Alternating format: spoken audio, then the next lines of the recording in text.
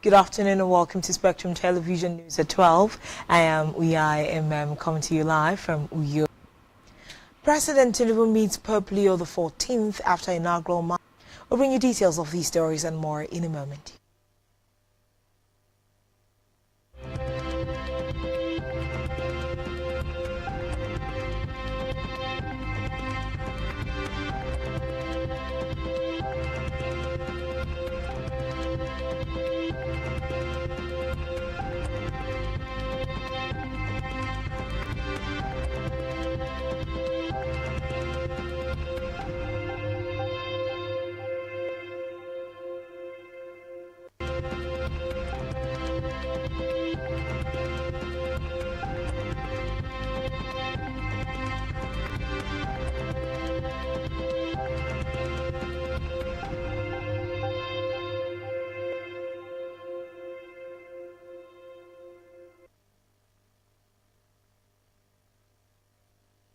Good afternoon and thanks for joining us.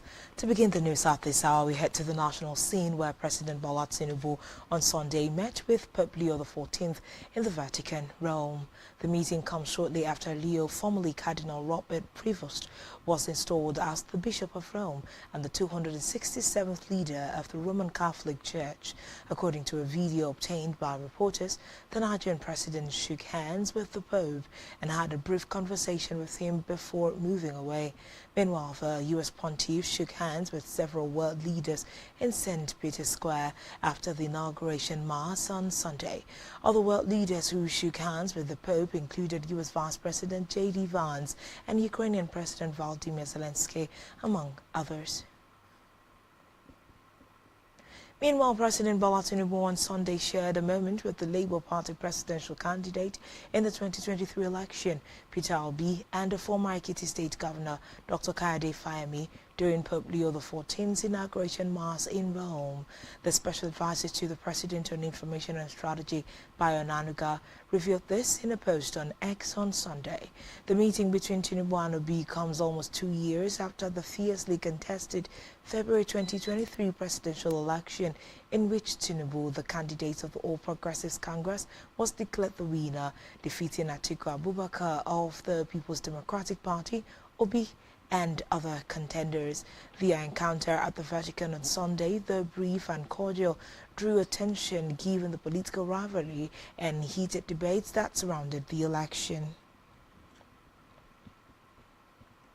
In the meantime, President Bola Tinubu has granted regulatory approvals for the issuance of all critical licenses required for the Kolmani Integrated Development Project, a multi-billion-dollar oil exploration initiative located between Bauchi and Gombe states. The development was disclosed by the Minister of State for Petroleum Resources, Oil, Senator Henikin Lokbobiri, during the flag-off ceremony for the construction of the permanent site of the Bauchi Oil and Gas Academy in Al-Keri local government area. A statement issued on Sunday by the Minister's Special Advisor on Media and Communication, Nemaka Okafor, quoted Lokbobiri as saying the approvals were part of efforts to ramp up oil production by activating all available hydrocarbon platforms across the country.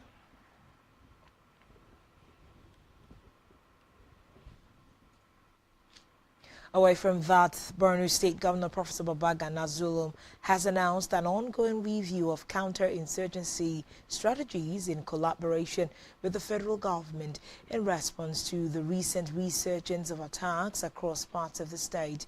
Speaking in a statewide broadcast on Saturday, Zulum reaffirmed his administration's commitment to bolstering local security architecture, improving intelligence gathering, and providing frontline security personnel with the tools they need to combat insurgency effectively. He added that President Bola Tinubu and the service chiefs had given firm assurances of support to Borno in addressing its persistent security challenges. Meanwhile, the Chinese ambassador to Nigeria, Yu Donghai, has harped on the imperative of enhanced collaboration between China and Nigeria in unlocking the potential of Nigeria's solid mineral sector through the establishment of electric vehicle factories in Nigeria. Donghai disclosed this while paying a courtesy visit to the Minister of Solid Minerals Development, Dr. Dele Alake, in his office, where he emphasized the importance of closer ties between both nations in advancing Nigeria's industrial growth. A statement by the Minister's Special Assistant on Media, Segun Tomari, on Sunday disclosed plans by China to establish electric vehicle factories in Nigeria. The ambassador said Nigeria is a great country, blessed with tremendous natural resources, noting that China has always placed Nigeria in a very pivotal position in its foreign policy. Back here on the home front, United Nations ECOSOC Peace and Positive Living Awareness Center PEPOLAC hosted the 2025 South-South Peace Conference, an inaugural ceremony in celebration of the World Peace Day. The event, themed Cultivating a Culture of Peace, Fostering Peaceful Coexistence, the Imperatives in Our Contemporary Society, was held in Uyo, the capital of Akwa Ibom State. Our correspondent Esther Otoyo, who was at the event, completes the report.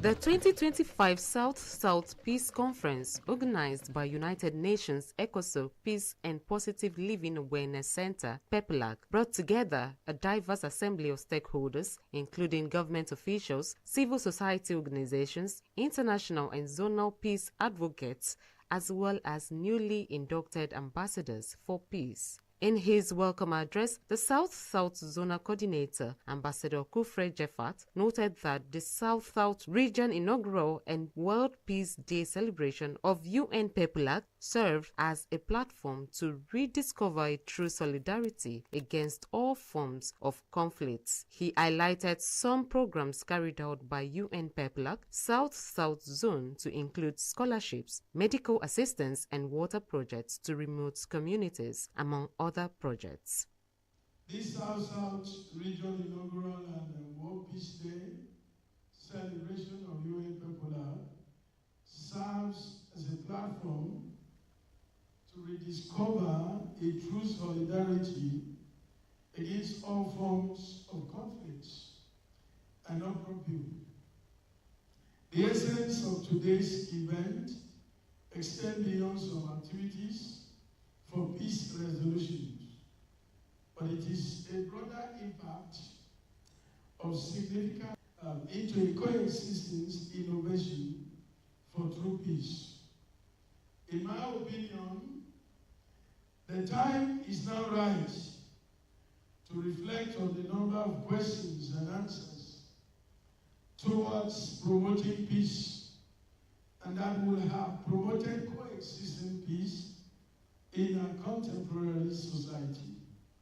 Meanwhile, the chairman of the occasion, Ambassador Sunday Sampson, said UN PEPOLAC plays a vital role in promoting peace, security, development, and positive living among people worldwide. He encouraged the public to seek peaceful coexistence and harmonious living in a world where there are insurgency, war, criminality, and general insecurity. Also, the keynote speaker, Dr. Peter Ikwere, while stressing on the theme, cultivating a culture of peace, fostering peaceful coexistence, the imperatives in our contemporary society, emphasized that in promoting peace, the world must prioritize education, health, housing, job creation and security, and adequate care for the elderly. He added that there must be government policies to tame impunity and rascality in the society. ECOSOC is one of the 6 organs of the United Nations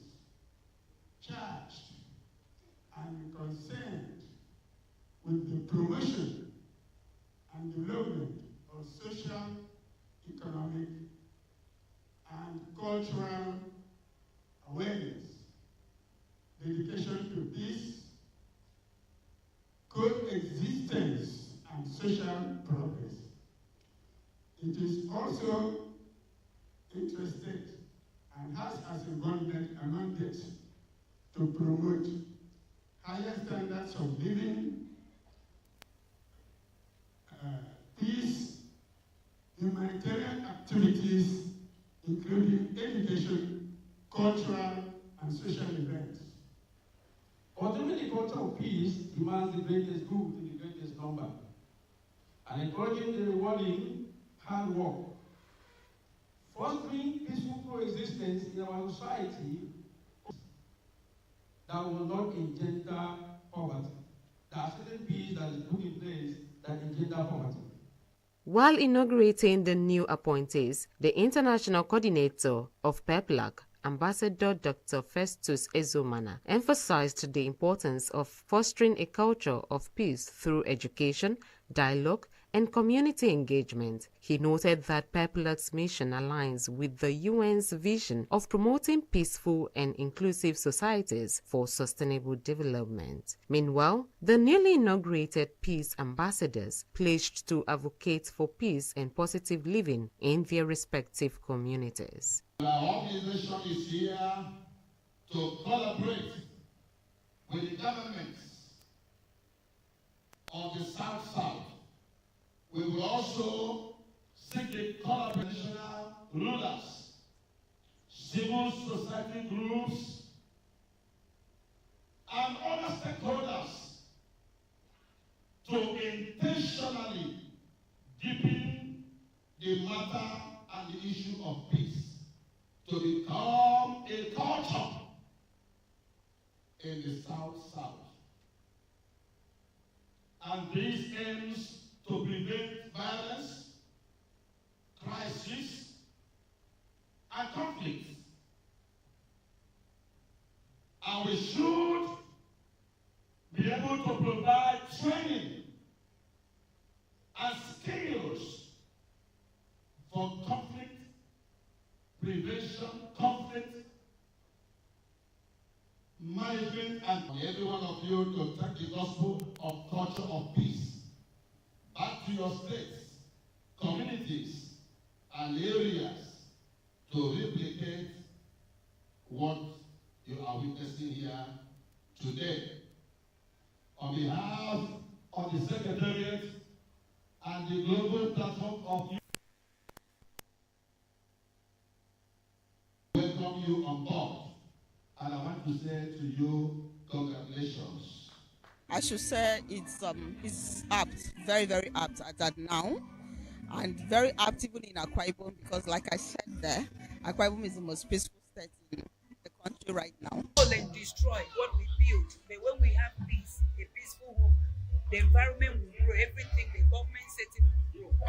So wherever they are going, they should preach the gospel of peace. Use this opportunity to establish more and reach out to more people in the society, establishing peaceful living and peaceful coexistence. Very happy about this vision, and promise that we are going to do whatever we can to make sure that our environment is peaceful. God has given us our favorite food vision, to carry out that gift. It is in our blood. High points of the event were inauguration of new UN PEPLAC ambassadors, investiture, and presentation of awards. Esther Otoyo, Spectrum News.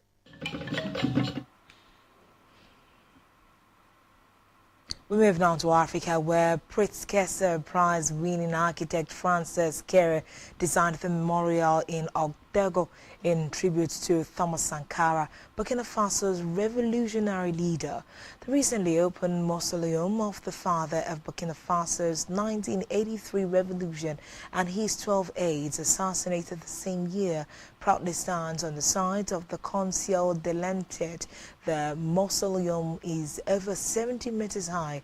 It is designed in the shape of an eye with descending steps representing the 13 fallen martyrs. The site is a bold tribute to the revolution's triumph over imperialism.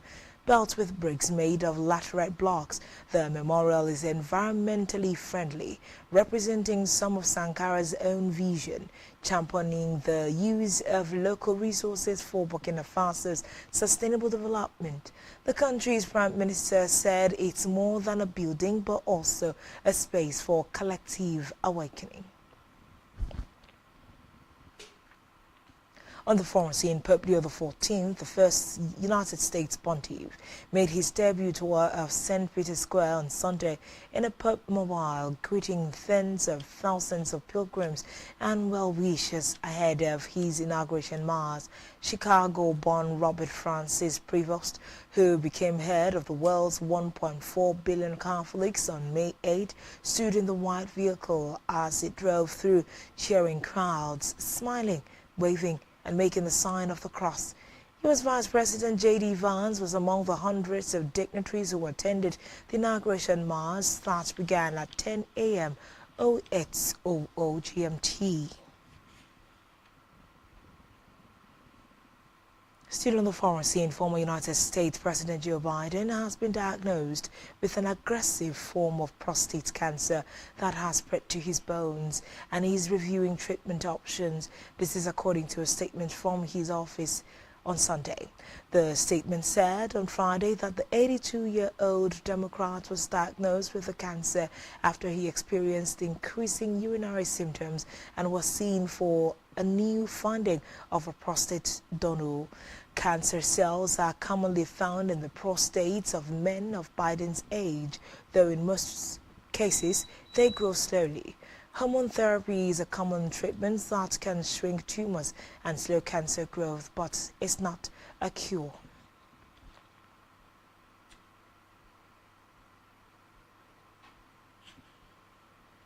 Still to come in the news. Flying Eagles beat Egypt to win bronze medal. Stay tuned for details of this and more in a moment.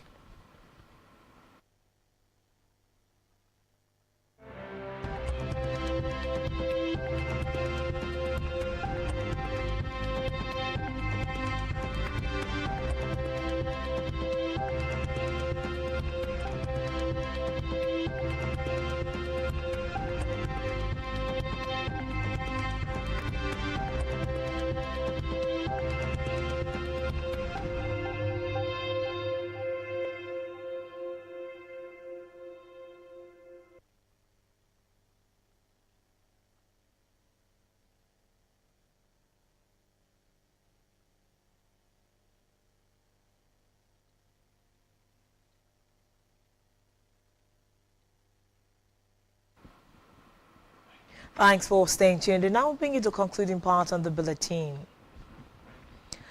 On that business news, the Central Bank of Nigeria recorded a significant decline of 4.145 trillion naira in net loans and receivables in 2024, driven primarily by a reduction in its overdraft exposure to the federal government and changes across other loan categories. According to the Apex Bank's audited financial statements, net loans and receivables at the bank level dropped from 16.122 trillion naira in 2023 to 11.977 trillion naira in 29 trillion naira, reflecting a 4.132 trillion naira drop.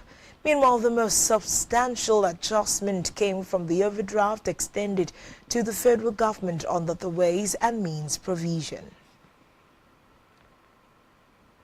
Still in business, the leadership of the Nigerian National Petroleum Company Limited embarked on an inspection visit to the Kaduna Refining and Petrochemical Company and the Port Harcourt Refining Company as part of efforts to ascertain the level of work done and ensure operational effectiveness of its refineries.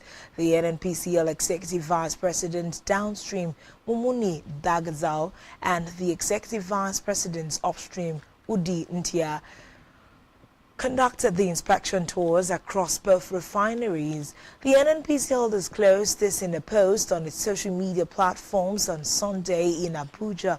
This development comes against the backdrop of the recent sacking of the managing directors of the 3 refineries under the purview of NNPCL.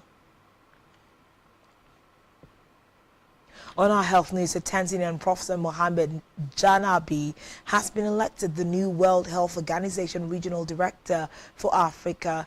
The election took place during a special session of the WHO Regional Committee for Africa held on Sunday in Geneva ahead of the World Health Assembly. His election followed the appointment of Dr. Chikwe Hiakwazu as the Executive Director of the World Health Organization Health Emergencies Program.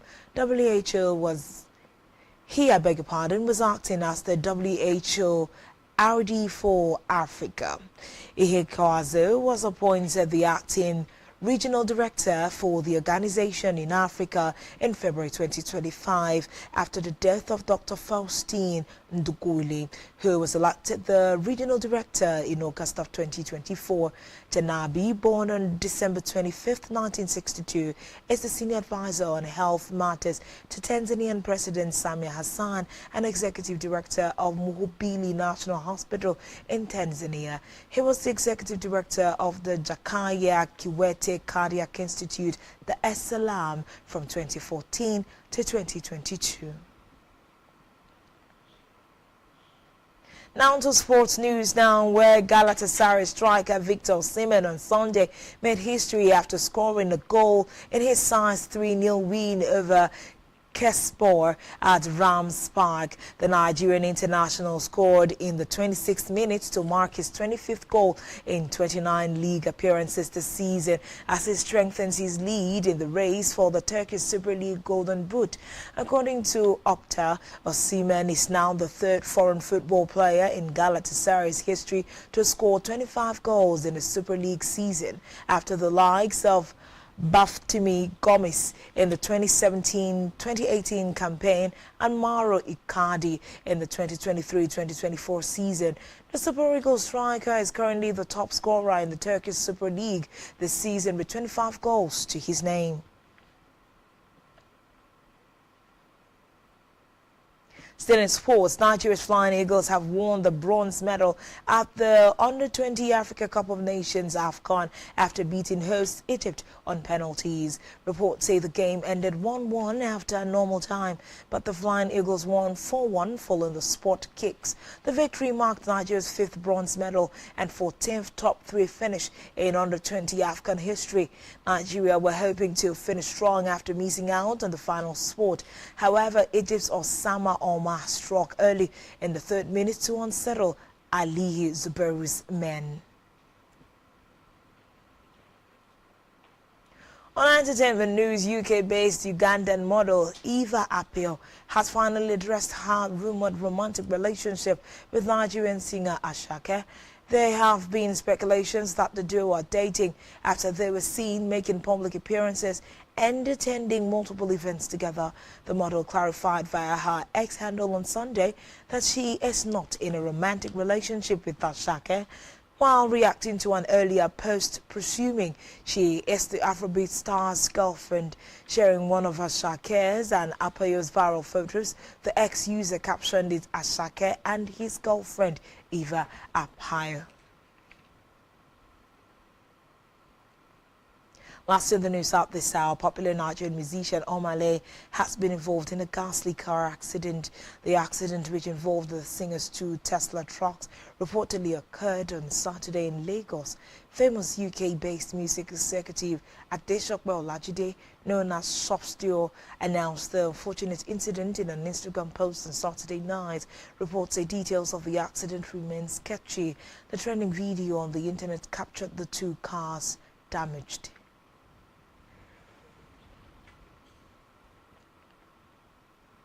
And that's all we have on the news at this hour. You can do all to follow us across social media. Subscribe to our YouTube channel, all of which you can find on our website, spectrumtvlive.ng. This has been Spectrum Television News at Noon. I am Uyai, and thanks for watching. Enjoy the rest of your day. Good afternoon.